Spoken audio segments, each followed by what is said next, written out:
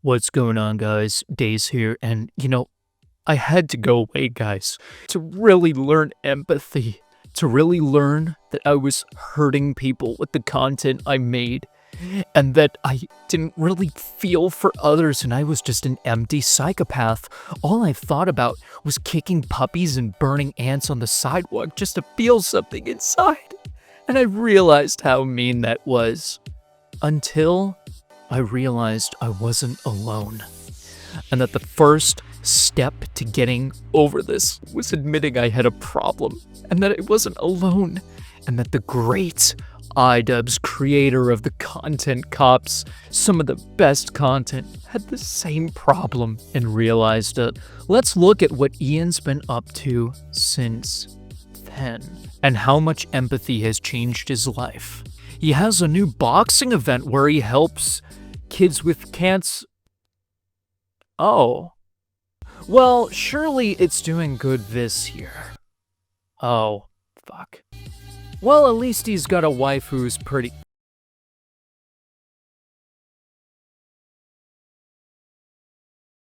Wait, but she used to be a streamer. She has to, be able to be somewhat smart and think on her... As terrible as the Holocaust was, obviously it was horrendous, and how disgusting the doctor was that did the experiments on people, gay people, handicaps, twins. I think that's, and obviously they were obviously Jewish, or they did it on Jewish people. They found a couple of really groundbreaking discoveries through that experimentation. All jokes aside, this newest iDubbbz clip is probably the most unhinged shit I have ever fucking seen. And considering I watched both the Content Cuck, the Content Deputy, him on Noah Sampson's show laughing about the fucking skulls that H3 was sent, so iDubbbz went on a podcast called Western Kabuki. I've never fucking heard of them. And during it, he of course brings up Ethan, because as much as he wants to present it that Ethan is the crazy, obsessed one, that couldn't be farther from the truth. This is by far the most deplorable shit I've ever seen him discuss. So I thought, the only way I can do it is just by showing it and then talking about it. So let's do that. And I haven't said this in a long time, guys, but let's play that shit. I so badly want Ethan to understand, and fans of Ethan understand that what he's doing on his podcast is the most uncreative, non-special thing that you could possibly be doing as a content creator. I like this. So already off the bat, we're off to a fucking strong start here. Ian, what do you know about creative content? All you did was bitch about playground equipment, and you have a podcast that you treat as some fucking share circle with your wife where you just cry, cope, and seethe constantly, to the point where you say that even basic comments that criticize you make you have a meltdown. It is fucking embarrassing. Literally, just go to any one of the podcasts. It doesn't matter how terrified I am of something or what's going on in my brain. Yeah. If I'm told by my parents to suck it up, I'm sucking it up. But if you're told by your husband to suck it up, it's insensitive. Well, yeah, because you're my... He tried to do a reality check. He tries, so he's like... But wait a minute, and then she just crushes him here. This was his moment where he tried to reassert himself, and he just gets smacked. That's brutal. Oh! Sometimes, by the way, being insensitive works. It's a fucking drag. I would literally shoot myself in the fucking head with a Desert Eagle than have to watch it, completely uninterrupted or unedited without fucking Andy Worski and PPP talking over it. What do you know about creative content? This is pure, like, you know, Walter White, 99.9% copium. And the only reason Ian says this is because Ethan gets 20,000 live viewers while he can muster up to only 2,000 to 3,000 views total on the podcast aptly named She Ruined My Career, Maximum Damage. Get the fuck out of here. He really like promotes the idea that he's getting so many views and things, and the numbers are great, and he's making money and all this sort of shit. And I'm like, yeah, dude, you've been fucking making money for the past decade. Like, you've been doing well online. You've been surviving. That's great. But like, you've chosen essentially the Keemstar path. Like, it's just branded a little bit differently. Like, it's a liberal Keemstar. Like, cool. It's just not. I don't know. It's, you have to make a choice. I feel like it's at some point to take a path of, like, you know, less views, less viewership. You need to like figure out, like, I don't know, what makes you funny, what makes you special. And I don't think Ethan has taken the time to figure out at all what makes him funny or special, or flex his creative muscles.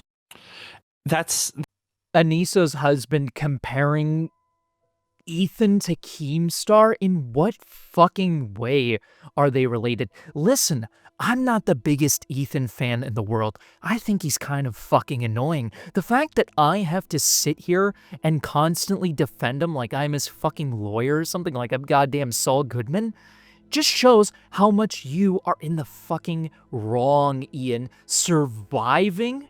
Are you kidding me? He literally was your sugar daddy for the last creator clashes and even put up some of his employees to help you.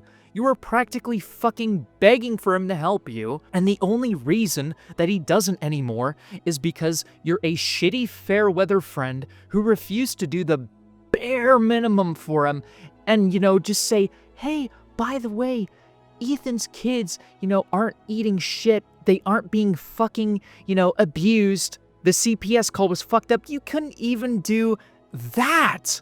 This whole thing of surviving while you're clinging onto the raft of your cope cast just screams insecurity. Like it did when you made an entire video coping about the fact that your wife does OnlyFans and you brought up some random fucking 13-year-old to validate yourself and jerk yourself off and really, you know, make yourself feel better. The fact that you and your wife constantly cope and spiral and respond to every single comment you get reeks of insecurity, with the fact that you aren't happy with yourself and you never will be. Honestly, after your fucking YouTube career spirals, you should work at a movie theater because you're a great projector. Let's just get to this next one because this one is genuinely insane and made my fucking jaw drop. Like genuinely. And I've heard a lot of crazy fucking shit. I mean, this is the guy who literally laughed at human skulls being sent to Ethan, but this is somehow crazier. Why don't we go take a gander and play that shit, guys? So Anisa's husband is going to be asked if, you know, the possibility, the door opening for the friendship with him and Ethan is ever going to be something in the future, because you gotta remember, even though he's tried to distance himself, they were great friends, so surely it would be able to fix it, right? Right? Question is, after all of that, do you see yourself maybe one day rekindling, like if the option were to be there, like a friendship with some of the people that are now calling you the demon or like a terrorist? Do you right. Like? I feel like I know the answer because you have the love ethic or whatever Lolo right. called it. Yeah. But I do think there is always, because that's not. I don't think that's very strong to, you know. It's not black and white. Right. And I think there you do need to set boundaries, and I think I think Ethan would have to, as an example, but there's many other people, but Ethan as the example would have to crash and burn and get hurt in like a very life-changing way. Not physically hurt necessarily. Right, yeah. But if he wants to do boxing, like, I'll fucking, sure I'll do it. But yeah, hurt in some way, feel the fucking impact and the weight of, you know, his actions. Like, that's great. And is that what like you felt when one of the things, I mean, you mentioned how Anisa challenged you, but like, did you see like what your actions were causing, and you're like, fuck yeah, big time. And it's just been like, you know, necessarily. And he fucking laughs about it. Like he's thought about this before. He needs a life-changing moment. Like it's some... What the fuck is wrong with you? Ian, you dumb fucking Neanderthal. Do you realize that only a couple days ago, there was a terrorist anti-Semitic attack against a Jewish couple? Are you that fucking stupid? And you're talking about,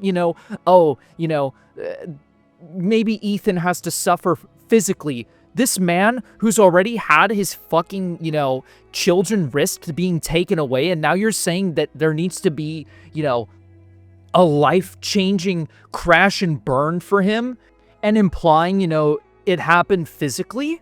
Are you fucking demented? Mr. Empathy, everyone. He's learned so much caring for others, but the only way that I can be friends with Ethan is if he's set as an example and crashes and burns. He's talking like he's a fucking Spider-Man villain, like he's the Green Goblin. Like, I'm gonna watch you suffer and burn, Ethan. If you won't join me, you will die.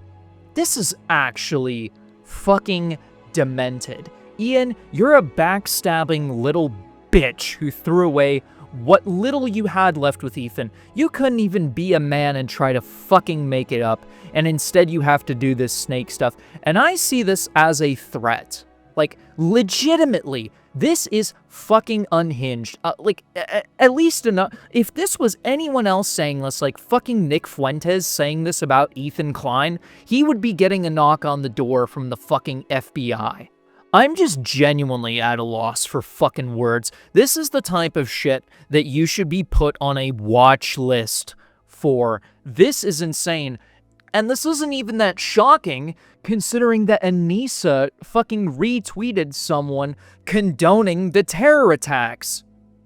This is what these people think. The people who say that they're all about peace and love, and I'm just here for the vibes, man. Yo, dude. Want fucking blood running in the streets. Kill those motherfuckers and murder those motherfuckers in the street. Let the streets soak in their fucking red capitalist bloods, dude. Let's look and see what they had in their fucking Cope podcast, hiding away like fucking Hitler in the bunker.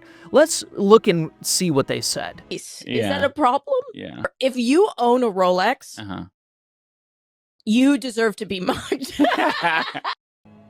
So keep in mind, these kind, brave souls who undergo all this harassment think that if you have a watch that you should be taked and laugh about it. These people laugh at violence, which is some sick, twisted, demented shit. Hey, Ian, you have a gold tooth rattling around in your fucking walnut head. Does that mean I have the right to rip it out of your fucking mouth and take it and trade it for money at the fucking smoke shop? Oh, Anisa, the strong, empowered woman who did OnlyFans? I seem to remember her buying a Gucci bag with that money. Well, you don't need that Gucci bag. You're just asking to be robbed. This is literally, victim blaming at its finest. And this is all iDubbbz can do. He hasn't changed a single fucking bit. The only thing is, he's hopped sides from, being apolitical and either none of it's okay to all of it's okay to being a fucking leftist lapdog sitting on Hassan Piker's cock, fucking dancing and twirling and doing tricks on it just for the chance for his wife to have a turn next. I'll close with this. Ian, the only one who's gonna get hurt from this is you. iDubbbz is escalating this from just, shit slinging to CPS. It's like, what do you want for this man? Like, you want him to get fucking swatted? You really want that to happen to him? I don't give a fuck about this crying shit where, you know, you're gonna beg to be called a cuck for your humiliation fetish or try to label him as an incel even though he has a fucking family. But this shit where you're wishing harm for them is genuinely insane. Anisa's husband is a basket case and a 5150. There's a reason why all of iDubbbz's former friends are having successful, great careers and not him. And I hope by the end of this, and he loses fucking everyone close to him, at least you can have fun playing around in your own shit in your fucking swastika sword when your crack-tooth whore wife inevitably leaves you for another man. I asked him if you've always been shitting your pants. No. Because since I've known you, you've always had, like, IBS. You've always been shitting yourself. Yeah, well. But if you guys enjoyed the video, make sure to leave a like, slap that subscribe button, and comment down below your thoughts. It really helps. And don't worry, we are coming back, and we're going to cover every bit of the funeral of iDubbbz. And I highly encourage you all to watch Kino Casino's clips. That's where I, you know, got a lot of this information from. Go check out the boys, Andy and Ashton. But without further ado, I'll see y'all in the next one. Bye-bye now. I'd love to hear your thoughts. No, I'm not going to give you our thoughts on the H3 content nuke. I refuse. We don't, let me put it this way. We're very busy. And yeah, if we let any of that enter our fucking lives, we'd kill ourselves. Kill yourself.